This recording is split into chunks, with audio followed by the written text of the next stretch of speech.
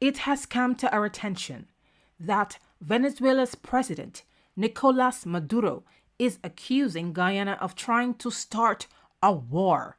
He calls on Guyana's president, Irfaan Ali, to have an urgent Argyle meeting face to face to tell him exactly how he feels about the latest development concerning Venezuela's claim to Essequibo. Don't miss the important details right after this. You're watching The Final Takeaway. We're here to inform, educate, engage, and empower you on trending events and issues about Guyana and neighboring regions. Subscribe to our channel for free and join our fast-growing subscribers network. Thank you so much. Denouncing Guyana's increasingly hostile stance, Nicolas Maduro has called for an emergency meeting under the Argyle Agreement. He aims to expose what he claims are blatant violations of international law by Guyana in the ongoing Essequibo territorial dispute. Here's what he said specifically. Quote, I have requested an immediate meeting of the Argyle Agreement to demonstrate to Irfaan Ali face to face how he is violating international laws in the controversy. End of quote. This is according to the Orinoco Tribune. Maduro made this statement recently during his broadcast, Con Maduro Live de Repente. He also said, quote, one cannot dispose of an undelimited maritime zone in an illegal, abusive manner, disregarding international law and the rights of Venezuela. Just a quick point.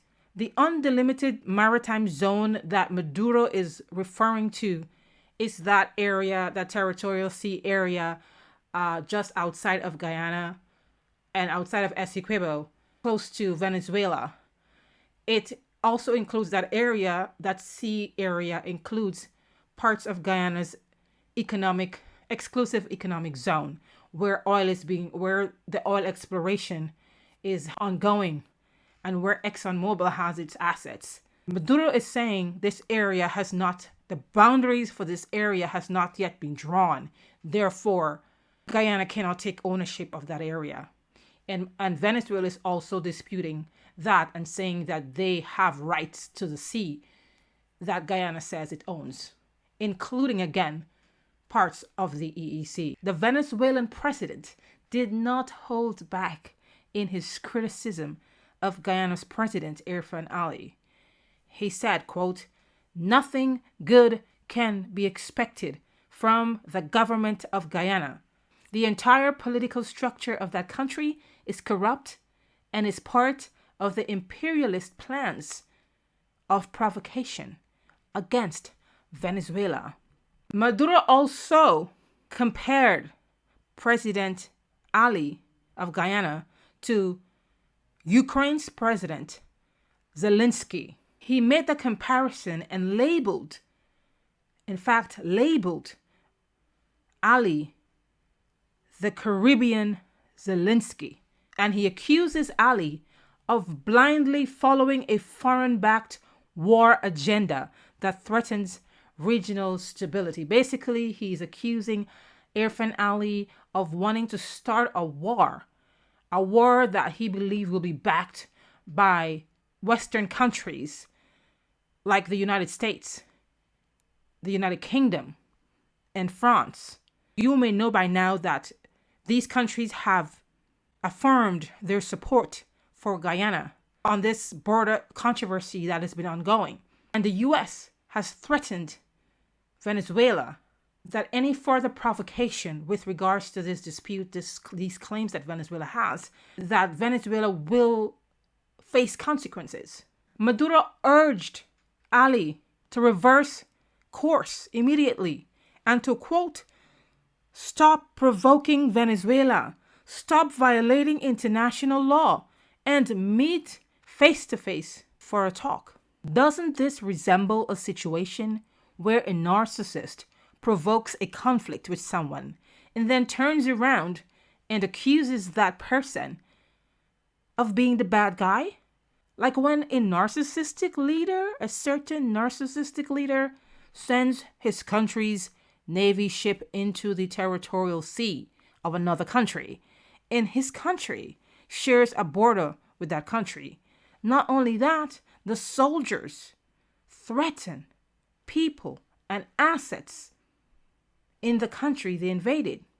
If that's not instigating a war, then what is? One country blatantly, brazenly breaching another country's border is an international law violation, and that country can get sanctioned.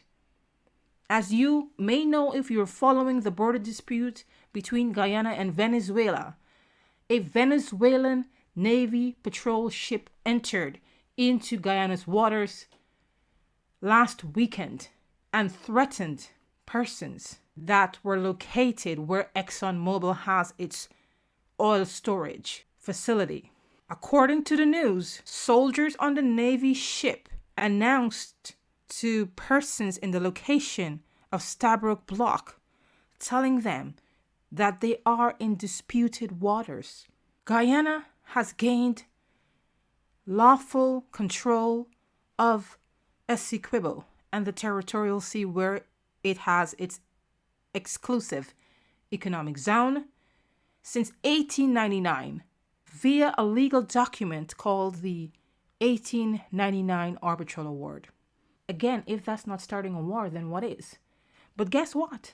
The narcissistic leader jumps on TV and accuses the country they invaded of trying to instigate war, and then accuses the president of the said country of being like Ukraine's President Zelensky.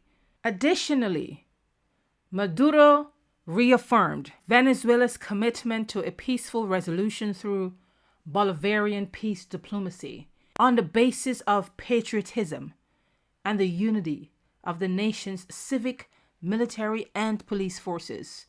What is that supposed to mean? That's instigating a war. That's warlike statements talking about Venezuela is willing to defend its country with military force, military and police force. You don't hear that kind of talk coming out of Guyana, do you? Stating that Ali has taken a completely wrong path, Maduro warned that, quote, anyone who supports him in his war plan is sinking the peace of the continent. That's a bit of an exaggeration, but okay. He insists that Venezuela holds the historical and legal foundations to assert its claims over Essequibo. According to Maduro, Guyana does not own the Essequibo territory, and that's why the dispute is pending. On top of that, he says, quote, we have everything to gain because we have the original documents of being the owners of the Essequibo. He traced the history of the contested region and explained that Essequibo was a part of Venezuelan-Guyana region since the establishment of the Captaincy General of Venezuela in 1777. Essequibo was not a gift from any empire, he tells us. It was won with the liberating sword of Simón Bolívar. Our claim is based on diplomacy and international law, specifically the Geneva Agreement of 1966, says Maduro. Maduro is getting a lot of airtime on this channel today, but we want to be able to look at things from the perspective of both countries. Whether or not what is being said sounds lucid, fair, accurate, we still want to bring you the information from both sides. Continuing his defense for Venezuelan sovereignty, Maduro hammered home the point that his government stands ready to defend Venezuela's sovereignty, honor, and historical rights.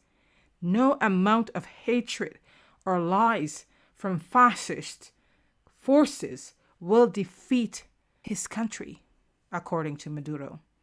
That's it for now. Check out all the other videos on the channel page. Let's meet again soon, right here. for another episode of The Final Takeaway.